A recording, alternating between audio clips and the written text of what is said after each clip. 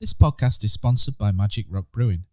Currently, you can get free delivery on all orders over £40 and 10% of all online orders by using our code of TakesThatChance10. Christopher Schindler has a chance to write his name in Huddersfield Town legend. And he takes that chance!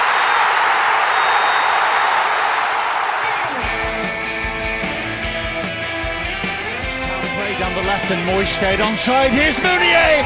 2-0 Huddersfield Town on the opening day of the Premier League. 1-2 wicket from the. Here's Moy, right-footed. 1-0 Huddersfield Town.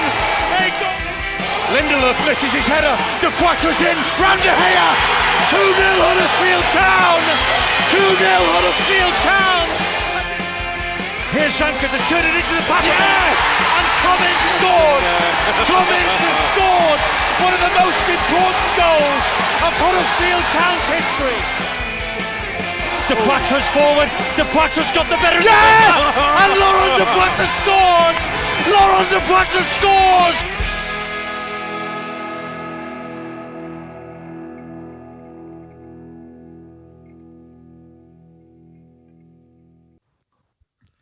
Welcome to Andy Takes That Chance, the warm-up. No quirky intros today, lads. I'm genuinely saddened to have to report that the Josh Koroma conch is having to be retired for 3 months. And with me in my time of sadness today, I have Brady Frost and Chris Markham. Good evening, chaps. Oh, condolences to you, mate. I know, the fan club's on hold. It was gathering such momentum as well. But do you want to come to the Lewis O'Brien one for a bit? There's a Romani Edmonds Green one as well, so I might have to go on loan to one of the two, depending on how well they do. But speaking of that, Town returned to Seaside to take on Bournemouth. Town's record against Bournemouth isn't bad, having played them 53 times, winning 18, drawing 19 and losing 16. Town actually had a great record at Bournemouth from 1979 to 2009, so a good 30-year stretch, whereby we won 9, drew 4 and only lost 1 game down at Dean Court in 30 years. However, since beating them in the playoffs, we've failed to win there in the last 5, losing 4. But this week's memorable game against Bournemouth is indeed that playoff game in 2011. Lovely Sky, decided to put the game on at 12:30 on TV, which meant it was a bit of a pain to get down there. 3 o'clock set off on the coach for us. Some of us who went on the coach actually didn't make the match. One of them, Paul Aspinall, fell asleep underneath the coach having got down there, and my mate Tony Walsh fell asleep in the seat next to me and missed the goals going, which was fun. These older end just can't hack it, can they? That's the problem. And however, Town started that game. Kevin Kilban soared above everybody, didn't he? And flicked that header in. It was a great header from Zinedine Kilban. Ian Bennett then saved a penalty from Danny Ings, the young Danny Ings, and eventually Bournemouth equalised through Donald McDermott. I'm not sure what happened to him after that game, but he ended up equalising. And one man who would have had a good insight into that one would be you, Mr. Markham. Yeah, it was like you say. It was. I remember that it was probably the 10 sisters as we built up to the end of that season. It was just such a tense, and obviously the way that it finished back in the second leg as well probably emphasised that. But yeah, I remember sort of going in front and thinking, right, do you know what, a draw wouldn't actually be that bad. You get that first goal, get them back up their level, and then obviously when they got the pen, was it just after half time, just before, one of the two? Just before, yeah. Just before, it was quite a lot of added time, I think, and obviously Benno, we know what Alex Smithies was like with penalties and saving them, but Benno was just such an underrated player for us throughout that period of time, just a calming influence. His reading of the game, and just he was there before so pleased. He was before it left the striker's foot. He was there, wasn't he? So pleased for him to have that big moment, because came and everyone just thought it'd be a backup. And to be honest, there were times where you're looking and thinking he provides us a lot of security and a lot of sort of calmness. So yeah, it was great. And so Town ended up beating Bournemouth in the second. Well, on penalties in the second. That's the way we do these things, isn't it? In the playoffs, in the second leg, and lost in the final. So the first and only defeat in a playoff final we had, which was at Old Trafford, which we won't go into too far. No, instead of going into that, Brady's going to put his beach towel down. He's going to get his beach towel out, stick it on a sun lounger, and give us the lay of the beach to bring us up to date and tell us how well Bournemouth have been doing this year. Well, if we're continuing the beach puns, Matt, I didn't get a chance to slip it in earlier, but because you can't blow the conch for a while, you're a shell of a man. Anyway, there we go.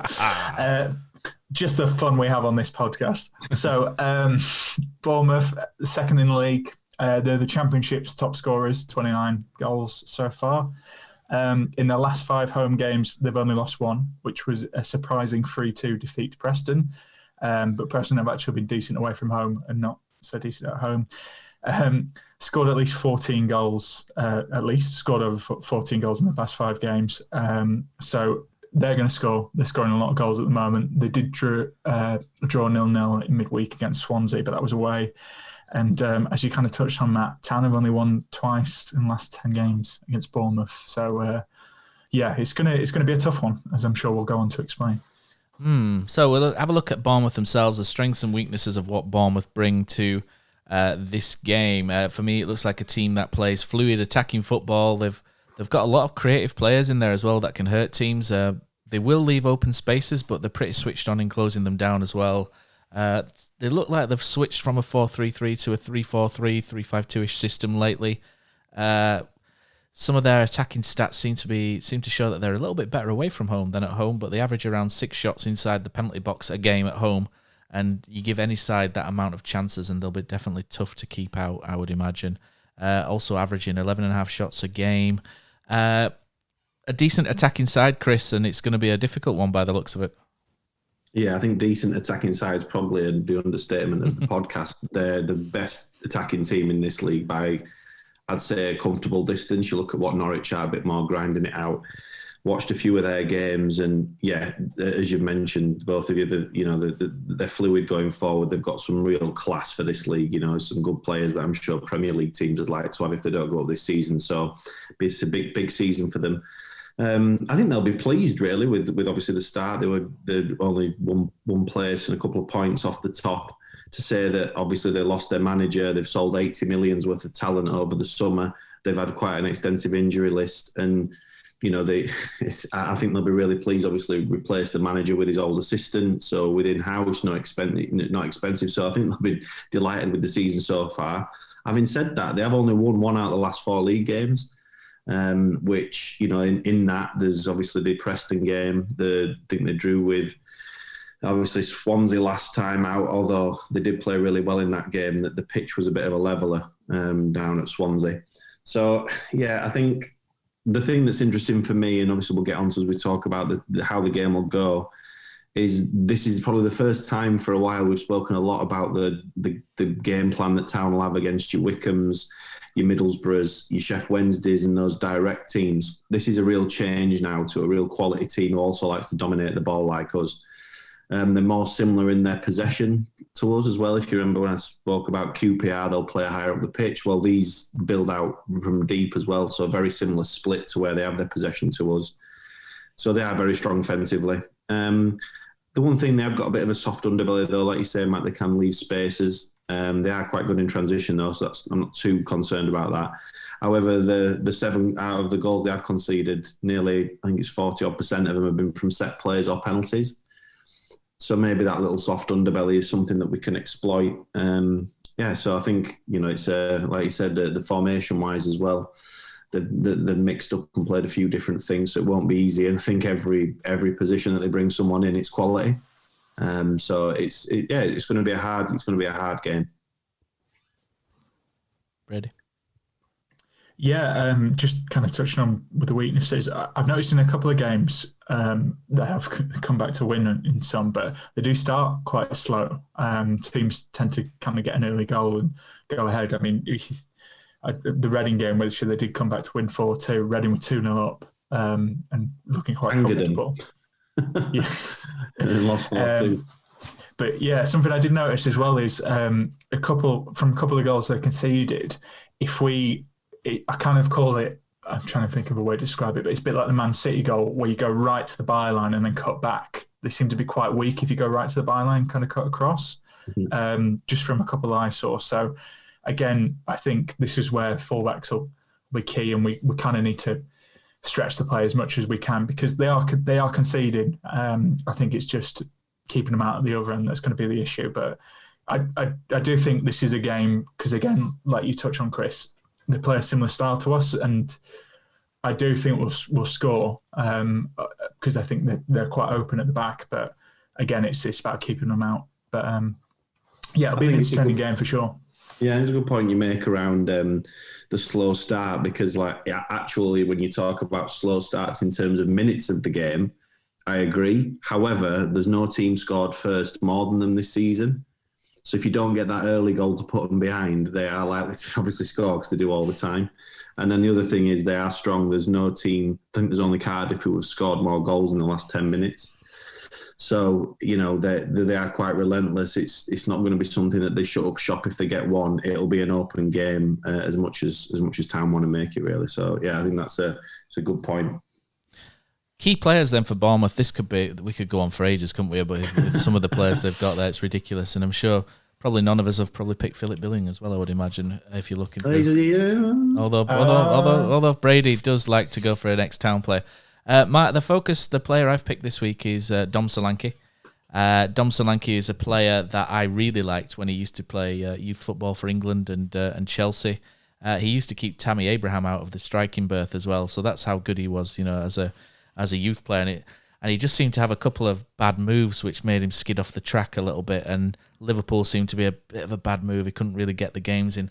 And Bournemouth as well, when they had Josh King and the like up front, and Callum Wilson, he just couldn't quite force his way in. But now he's playing consistently, and through consistency, he's become consistent himself. I'm going to say consistent one more time because I don't think I said that enough there. If you can keep saying consistent, yeah, I might be consistent. Who knows? No, probably never will be. He's 6 goals and 3 assists this season, so he's their top scorer and top assister. Joint top assister. He's the fulcrum of the attack. His layoffs are good. He spins off into space good. He's a threat in the air. He's a threat on the ground. He's strong. He's quick. He's intelligent. Now he's kicking into gear. He's probably the best centre forward in this league. And for us, he is an absolute key player for them in and outside of the penalty box. I don't think you'll find a better striker at this level at this current moment in time. How about you guys? Who have you got? Ready? You want to go first, Chris? Because I think I've got a list as long as we are. Okay, well, I have picked an ex-Town player. I wasn't going to, but I thought you might pick some of the obvious picks like Solanke, because as you say, Matt, it's kind of fun. Is it Donald McDermott? No, I want to dig. I can't believe you've gone there, Matt. No. That wasn't. Come on, Chris. You're stirring the pot here. The guy who picked Darren Moy in the poll this week. I mean, come on. Well, mate, I had to get that win on the board. It's all about those 3 points. We go again. I picked Philip Billing. Interestingly, when I looked into the 2 games Bournemouth have lost this season, it's when Billing's not started. Maybe it's a coincidence, but we saw how, what a player he was at Town and how good he was. Obviously, very annoying how he left and frustrating. But there's, like you said, there's so many players in this team. But I thought that was a bit of an interesting quirk. And again, taking stats out of it, it's the first time I think we've played him since he joined. So I think he'll probably be. He'll be up for that, boy. He'll be no doubt about it. He'll be well. Yeah, I think Phil, obviously knowing Phil for a long time, but Phil, I must admit, when I watched the game or the highlights of the game in Swansea, Bournemouth were by far the better team, and he was at the centre of absolutely everything that they did. Even though he was playing in that 3-4-3, he was the one who was breaking forward, making the box, and he just looked like he was everywhere from an offensive point of view. So I agree with you there, mate. He was on my list as well. Who's not on my list, really? But obviously, I think that an easy, obvious one to go for would be David Brooks, who I think is easy Premier League standard. And if he hadn't got injured last season, I think he'd have probably been another one they might have got sold in for 30+ million. He'd have probably kept them up. Yeah, potentially kept them up. He's that good. And I do think the wingers, I know you spoke about Solanke, which is, just watch his goal against Barnes. It tells you all you need to know about him. But the supply that he gets from the wingers, and then when they come inside, which is obviously what they like to do, play inverted wingers, they have the wing backs, full backs going on the outside. The supply that Solanke gets is also class. But the one I'm going to go for is Lewis Cook. I think if he plays, really complements Phil really well. Depending whether they play a 2 or 3 man midfield, obviously will depend how the setup of that looks. But I think he's just such a good player in terms of like those transitions. He can mix it a little bit as well. People think Lewis Cook's a little bit, he is very cultured on the ball, but I tell you what, he can mix it a bit. Yeah, the pitch at Swansea, and he wasn't afraid to mix it. So I'm going to go. I think Lewis Cook will be a big one, and the middle of the pitch could really be where this game's won and lost. Lewis Cook and Phil Billing, that's a really great pairing. You've got your little and large, both can put the foot in, both pass, both got in. It's a really, really good one. And one player that I don't think is going to play against us, but I don't know how Bournemouth have ended up with him, is what's his name again? I can never get his name. It's Arno Donnarumma, is it? Danjuma. Danjuma, that's the one. The Dutch international. Yeah, he was mine, but then he's not playing, I don't think. So, well, how they've got him for this one. Incredible. He could be back for this one. I mean, I'm looking at their injuries. There's Jack Stacey, Jefferson Lerma, Danjuma, Carter Vickers, who've not played from yet, but from Tottenham, and Josh King. They're doing all that, and they've not had these lads playing for the past few weeks. So, as I said, I think that's a really good one. Danjuma scored 5 in the games that he's played. He's both footed. If he comes back in, it's then another headache. Yeah, it's frightening. I think particularly in them wide areas, it is going to be crucial. Which shall I lead into the next section? Yeah. What's next, mate? Are we going for? I was just going to suggest our strengths and weaknesses of Town, isn't it? Yeah. I think that's for me, it's going to be a really interesting one, this. Obviously, we've had a few, like I mentioned, similar style of games and a couple of home games where we've knocked the stuff in out of teams early, which has been really good. I'm really intrigued to see how he plays it, because there's 2 ways you can go. And if you remember, the whole promise was, and a Bielsa way would just be to go fight fire with fire. So are we just going to play expansive? Are we going to go for it? And you know what? Let's win 4-3. Now, that obviously comes with its own risk. The other way is you let them play and let them have it. But I think with Bournemouth, that also comes at its own risk. So it's going to really be interesting to see how we go. I think the best thing we can do is make it uncomfortable, a bit like the pitch in Swansea the other day. It was a bit of a leveller. They were a bit niggly. And that's one thing that I remember when we were in the promotion season with David, was we were really good at this, like just not killing the game and not being negative, but making it really uncomfortable. So respecting the opponent, but still being aggressive and still, giving them the utmost respect by really being at it and not being passive. Which, if we can get that balance right, there's no reason to say that we don't stand a chance. It is just going to be. I'm really intrigued. I don't even know how he's going to play it, but I'm really, really intrigued. I'm really looking forward to this one. Yeah, so Town obviously ravaged by injury. We'll be missing Josh Karoma, as we've mentioned. Jonathan Hogg will probably miss this game as well. Stearman, Schindler out for a while. Schindler possibly 3 months plus we're looking at, which is not great. But the good thing about that is hopefully we'll see him before the end of the season. And if he does leave at the end of his contract, at least hopefully we can give him a fond farewell, which is always very important for a club legend. Yeah, so for me, again, Bournemouth will be on the front foot. They'll look to, away from home, they've got quite a good counter going. They attack really well with speed. At home, they'll be on the front foot, but I would think they'll have more of the ball, so Town might sit in a little bit. They will leave gaps when they move forward. It's just about how we kind of attack those gaps, and we'll come into the player selection, but there might be a couple of different players that could offer something different. Brady, how are you seeing this from a Town point of view, and lead us into your key player as well for Town? Yeah, I think obviously losing Karoma is a big blow. I think we'll struggle for firepower from elsewhere, so I'm a bit worried about that. But we'll kind of come into it. But I suppose with my key player, but it looks like Hogg is going to miss this game, so I've gone to Chris's fan club. And I've picked Lewis O'Brien. I just think I think can play a similar role. And we'll come on to what formation I think we should play. But I think O'Brien can do that. We saw that a bit last season. And, he's kind of a great all-rounder. And I think he can fill this role for this game. And, he needs to be, for me, O'Brien embodies that terrier spirit that Wagner talked about before. He's going to be up for it. He's going to fight. He's going to get a tackle. And I think he'll be key, to stopping Bournemouth. And also, we've seen in a couple of games where he can nick the ball and counter, and I think he'll be kind of really key to us doing well. But yeah, especially we've got a bit of an issue in defence, so that's going to be interesting. Chris, who have you gone for? Yeah, I think I've mentioned just there around their wingers being extremely dangerous. And, with that in mind, we've spoken a lot. I've spoken about being on pods with you guys before where Toffolo's been mentioned with the words Premier League after him. Now he's been good going forward and he's not let us down going backwards. This is the biggest test of his season by absolute miles. Not because he's going to be up against a one-on-one winger who's quick and tricky.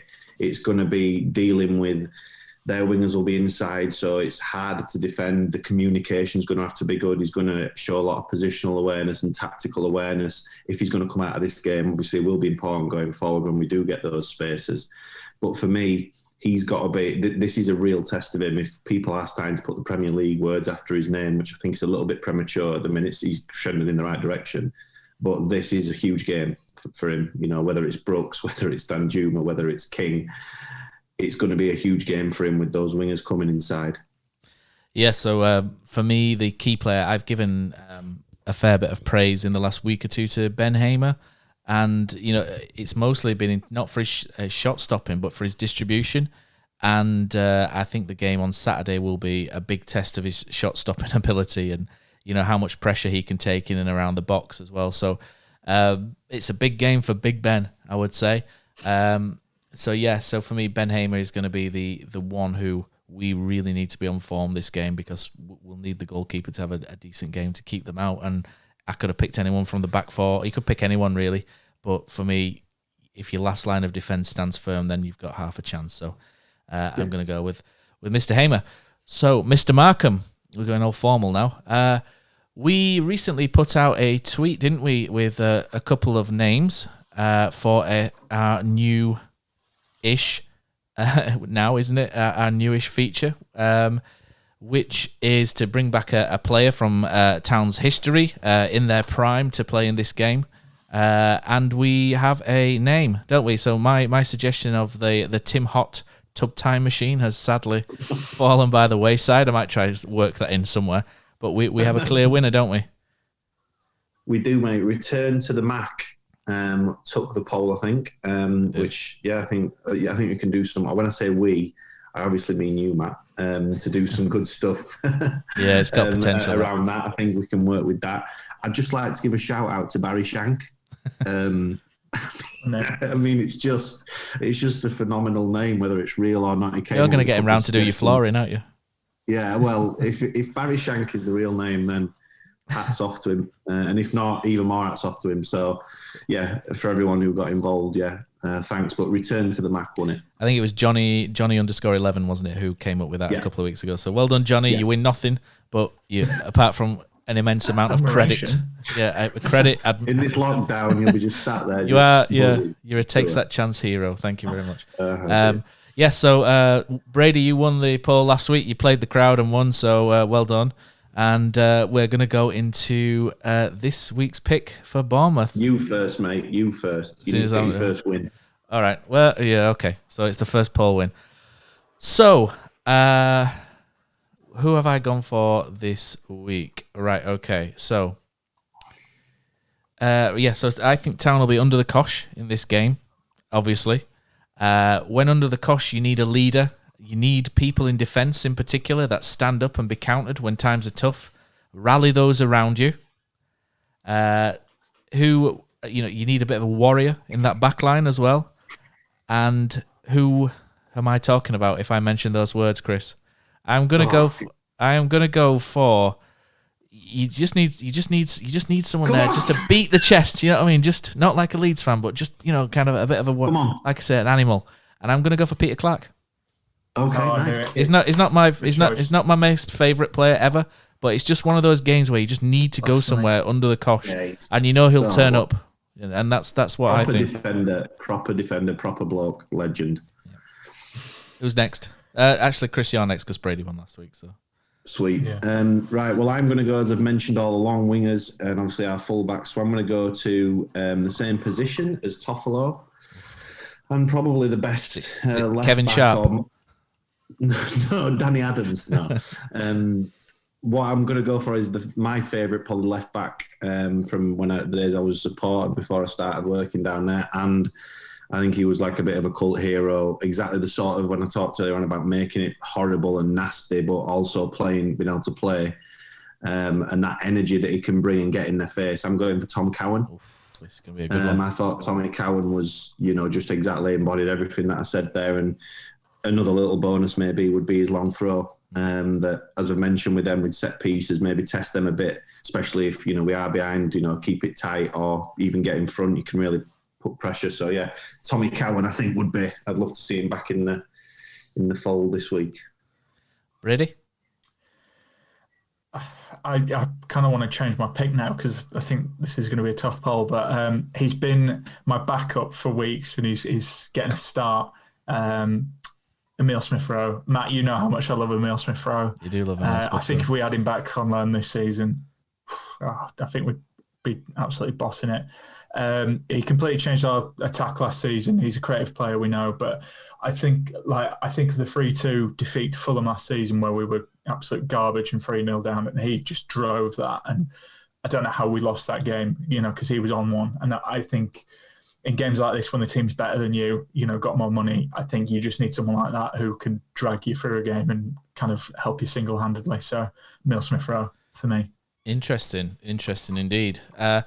Right then, so earlier today, Brady chatted to Tom Jordan, a Bournemouth fan from their fanzine/podcast, Back of the Net.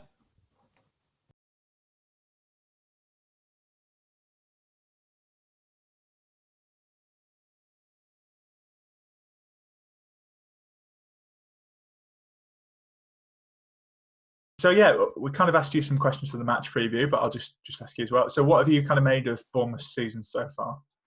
Yeah, really, really happy, to be honest. I think it's easy to look at the players on paper and just assume we're going to be up there. But I think, in the context of things, relegation, hard to pick yourself up. It's been a quick turnaround as well.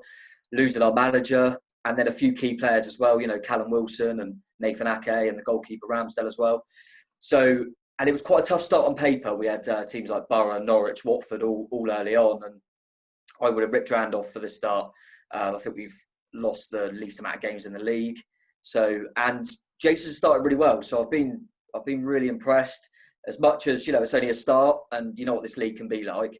But anyone could be anyone. But no, really happy. And I think there's more to come from us as well. So we've probably been getting better and better as well in terms of performances. So yeah, quite confident that we can keep this going. Yeah, and you mentioned Jason there. I mean, he was obviously Eddie Howe's assistant. Initially, that did, to some fans, suggest it was kind of like a cheap move, but it seems to be working out. Can you tell us a little bit more about the new boss? Yeah, I mean, he's been affiliated with the club for years. I think he signed for us as a player in about 97, 98. So he's been with us for years. And yeah, I could see how people would see that kind of, I just go for the number 2. But I think looking at it now, it was a weird time in terms of the pandemic and stuff, a quick turnaround. So it kind of makes sense to me that you don't want to disrupt everything. It's been so successful for years. And I think just losing one man rather than losing, say, a whole group of staff and bringing in a new would have been quite difficult, I think, especially for the players. So it wouldn't surprise me if quite a few players that we thought might leave have actually stayed because of that as well. There's not too much change in the club. It's just one man. And to be fair to Jason, my worry was that he'd be a cardboard copy and just kind of do what Eddie did and just tick along.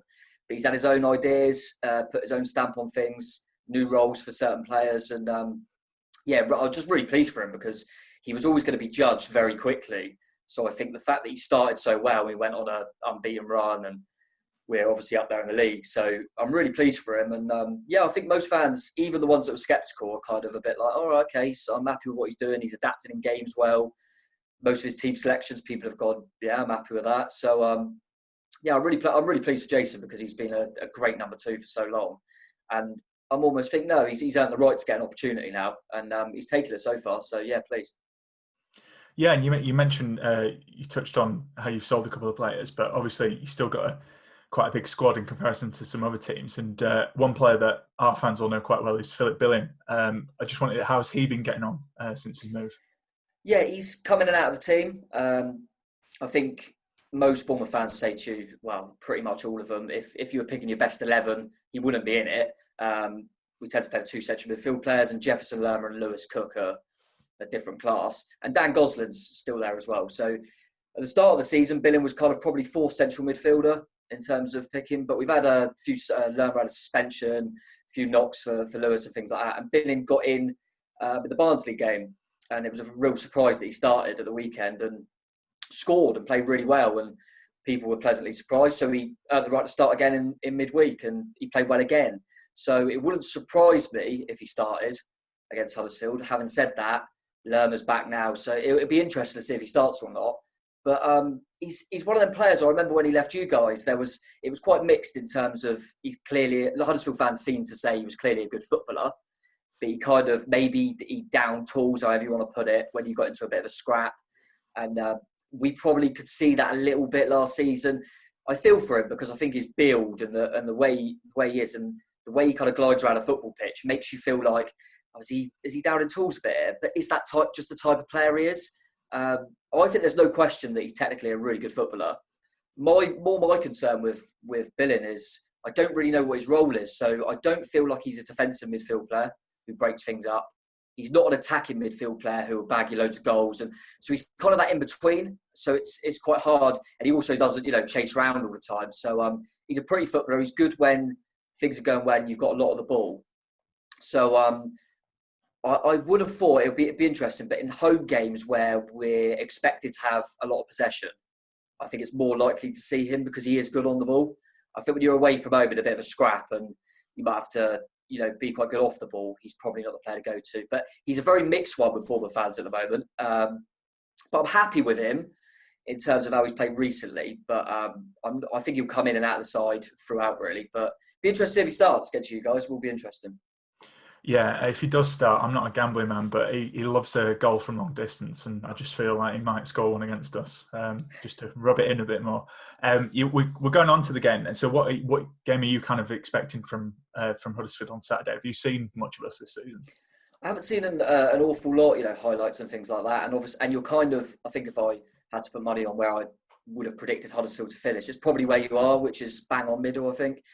It wouldn't surprise me if Huddersfield made a little play for the playoffs, actually, and went on a little run, because look at the squad, there are some good players in there. And I certainly don't think you'll be kind of flirting near the bottom at all. Not sure if you'll quite have enough to go for that top six. It'd be interesting, but I'm expecting, like I would in any championship game, to be honest, like I mentioned, it's one of them leagues where anyone could beat anyone. I mean, 2 games we lost to were Preston and Sheffield Wednesday. It's just really random, and we've stormed over other teams who are doing better, but certainly won't be taking them easy. It'll be interesting to see how you kind of set up. I think at home, it's the first one where we're allowed a few fans back in. So that would be interesting because I think we'll kind of be demanding that, take the game to you guys. So yeah, it'll be an interesting one. I think it'll be difficult, but I'm still expecting and confident that we'll have enough, have a bit too much for you guys. But it wouldn't be a total shock if you turned up and performed well. But yeah, definitely still got a few good players there, but there's obviously, since we last played you in them kind of Premier League, when you went down to the Premier League, there's quite a few that have gone as well. So, obviously Billing and Aaron Moy, I remember them two were really good when we used to play. So obviously they're not there at the moment, and Congolo and a few players. But seems like you've still got a handy squad there. So, and you've come off the back of a couple of good wins and clean sheets. So, but then before that, I think you got a pasting. So it's typical of the Championship. You seem consistently inconsistent. I think that's a great way to sum us up, to be honest, Tom. So I'm going to push you for a score prediction then, just before we go. What are you thinking? I'm going to go 2-1 to us. I think you've got a few decent players up the top end of the pitch. You might be able to make a goal, but I think we'll just have too much for you. I don't think it will be a comfortable win, but I think we'll just edge it throughout and just get the job done. Yeah, I think that's what I've predicted as well. Ever the optimist. But no, cheers for coming on, Tom. Really appreciate it. No, welcome, mate. Welcome. Good luck. Thanks.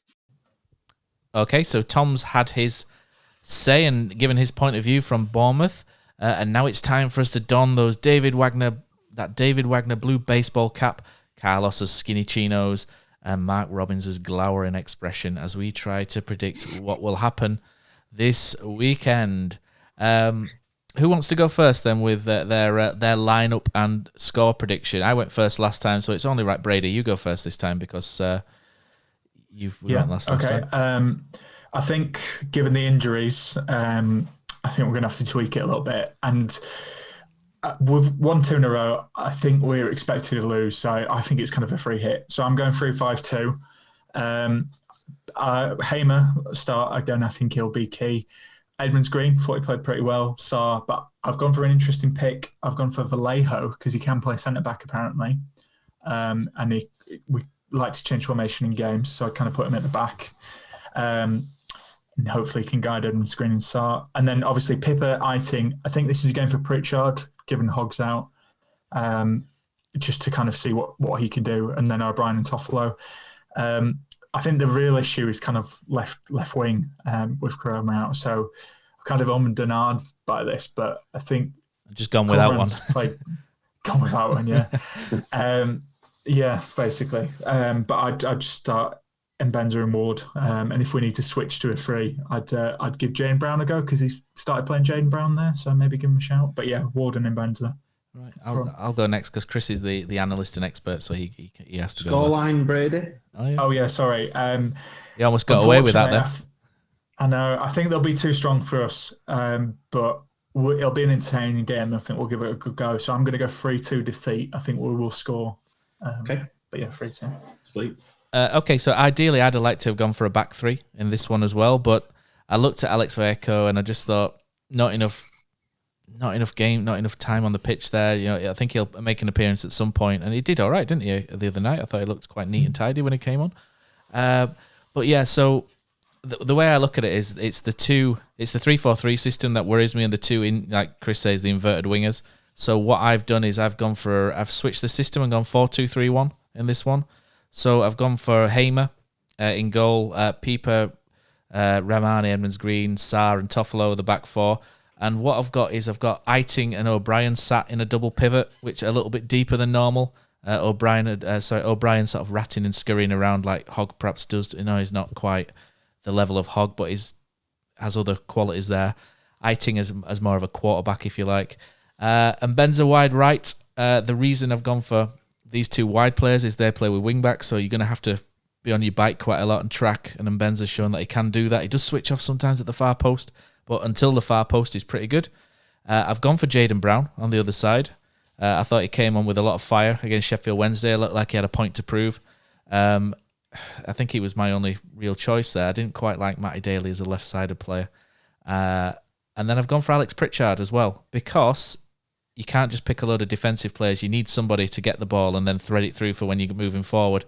And I've gone for Fraser Campbell as well. I think you need that extra work rate up front that he offers, potentially over Danny Ward at this moment in time. So 4-2-3-1 with Fraser Campbell. The idea is to squeeze that space in front of the defence and then try and pick them off via Pritchard on the counter. That's my skinny jeaned position.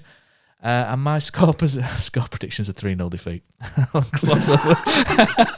I'll gloss over that one. But I just think with Hogg out and Koroma, I think it's a bit of a thing. And the real key to that is that Bournemouth can have 2,000 fans there, and I just think that's going to be a real boost to them, having some fans in the ground. And I think that could be a bit of a mix-up. I think if it didn't have fans in the ground, it might be a bit tighter, but I just think that gives them an extra boost. And, you know, I'm avoiding making it's an almost a full house joke as well, because I'm better than that, slightly. Yeah, I think you made some good points there, Matt, around the double pivot, around trying to clog the middle of the pitch up, around still having an offensive outlet. So I like all that. There's not enough centre-backs for me to go to a back 3. I think if you've got 3 good centre-backs, you could potentially think about it, try and match them up and have the wing-backs playing against the wing-backs, but I just don't think that's where we're at the minute. So I think, full back, the back 4. I do think potentially this is where I'm, again, if it was me, I think I would go with the more sort of traditional 3 in midfield, maybe bring Vallejo in and try and dominate the ball and not give it them back straight away. I think if you let them have it, maybe not the fire with fire approach, but just take the sting out of the game, being able to keep the ball around the back of the midfield. So maybe play him as the pivot with Eiting and O'Brien either side of him. You've got then potential there, a lot of potential to keep the ball. What I'd potentially do is go with Pritchard from one side, maybe the left. I know he's been tried there before and not been high, but I think his best games certainly earlier on in his career was when he was actually playing wide. Particularly for Brentford, I remember when he really burst onto the scene almost. So maybe give him a bit in there. He can pick up little pockets and get Toffolo in on the outside. Let's see if those wing backs, how they deal with that. and Benza, and then I think it depends just exactly what role you want it to be, but it's either going to be obviously Wardy or Fraser up front. For that, the other way you could do it is do like you've gone with 4-2-3-1 or 4-4-1-1 and have Pritchard as the 10. I think that probably you'd struggle to dominate the ball as much there because you need a few more players low to circulate. So it just depends which way they go. I think it is going to be really hard, this one. I think we're on a high from those 2 good wins. We've lost a couple of injuries. It's a midweek game. They've got fans in, like you said, everything seems to be against us. And sometimes that's when we upset the apple cart, and they have only won 1 in 4. So I think what will happen is I do think they'll probably go ahead. I think they might get 2 up. I think we'll pull 1 back, and I think we'll be like the Alamo near the end, and I just think they'll hold on. So I was tempted to stick 2-2 in there and be a bit cheeky, but I'm going to go 2-1 Bournemouth. Very good. So predictions at the end of the day. I've gone for a 3-0 defeat. Brady's gone for an entertaining. I know. So Brady's gone for an entertaining 3-2 defeat, and Chris, you've gone for a very tight 2-1 defeat in the end. So you two have got a little bit more faith than me. Even after back-to-back wins, I'm still negative. Who'd have thought? Eh? But anyway, thanks for listening, guys. So thanks again, guys, for joining for the podcast. Thank you very much for listening. Let us know what your thoughts are. Read the game as well. We will get this prediction league up soon, I promise. We'll find something. But it's harder than it seems. I know, it genuinely is. Brady's got a spreadsheet at the minute. That's how technical we are. But I think that the only way to go out, really, is with a 2-conch salute for Josh Koroma and my sadness. Oh, sorry.